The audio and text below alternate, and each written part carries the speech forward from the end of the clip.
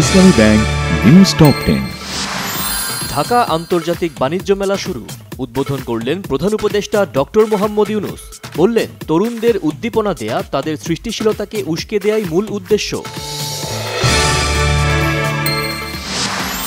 বিতর্ক না করে প্রয়োজনীয় সংস্কার সাপেক্ষে দ্রুত নির্বাচন দেওয়ার দাবি বিএনপির স্থায়ী কমিটির সদস্য ডক্টর আব্দুল মঈন খানের।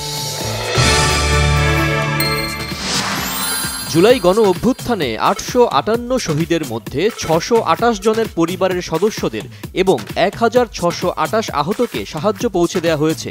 ব্যয় হয়েছে ৪৭ কোটি ৩২ লাখ টাকা, ব্রিফিংয়ে জানিয়েছেন সার্জিস আলম।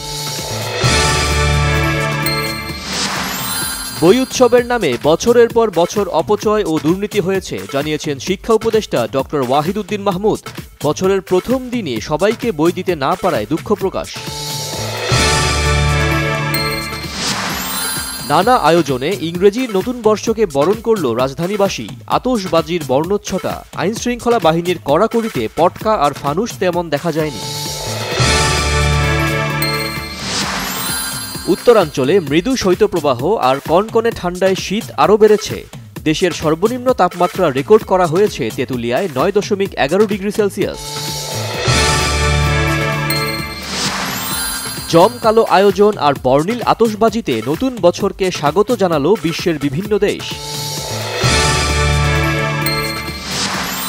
বিপিএলে ক্রিকেটারদের পারিশ্রমিক দ্রুত পরিশোধে ফ্র্যাঞ্চাইজিগুলোর সাথে কথা বলছে বাংলাদেশ ক্রিকেট বোর্ড, জানিয়েছেন বিসিবি সভাপতি ফারুক আহমেদ। কঠিন সময়ের মধ্যে থাকা এসি মিলানের দায়িত্ব নিয়ে আগামী মৌসুমের চ্যাম্পিয়ন্স লিগের টিকিট নিশ্চিতের লক্ষ্য স্থির করেছেন নয়া কোচ সের্জিও কনসিকাও।